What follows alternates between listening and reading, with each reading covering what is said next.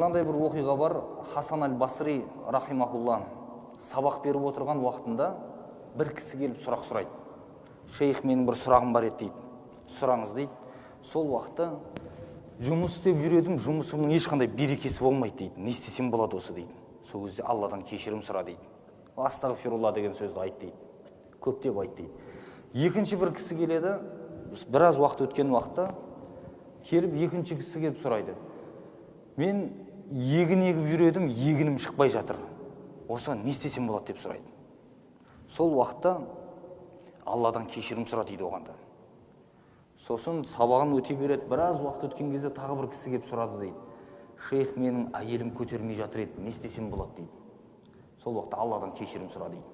Сонда жанында отырған шәкірттер айтады, сізден 3 кісі келіп, 3 түрлі сұрақ сұрады, бірақ сіздің жауабыңыз біреу-ақ болды, бұл қалай дейді.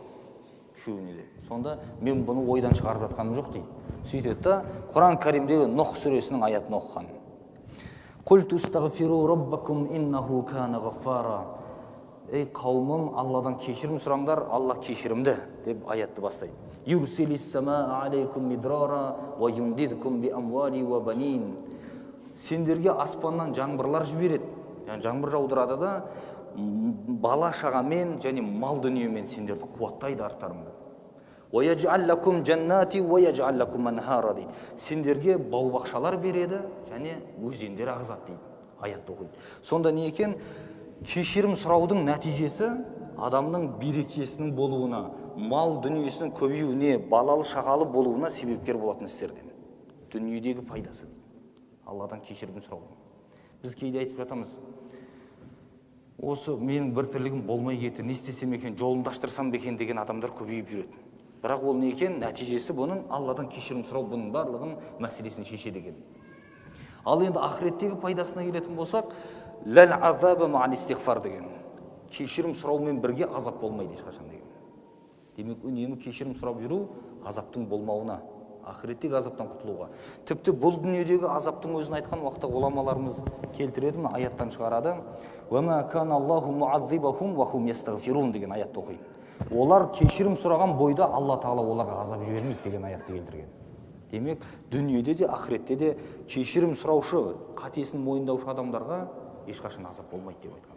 Пайғамбарымыз саллаллаху алейхи вассалам өзінің хадис шарифінде айюханнас тубу илаллахи вастағфируху фа инни атубу илейхи фил яуми ми'ата марра. Ей адамдар, Алла Тағалаға тәубе етіп, одан кешірім сұраңдар, өйткені мен күніне 100 рет тәубе етемін деп айтқан. Осы жерде тәубе мен истиғфардың сәл айырмашылығы бар екендігін айтады.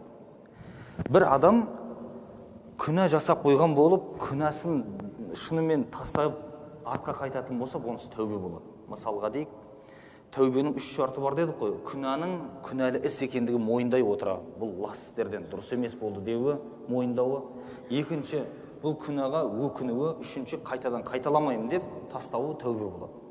Ал бірақ адам қайта-қайта жасап қою ықтималы бар. Тек мысалы, бір адам бір нәрсені істемеймін десе қайта-қайта жасап қою мүмкін.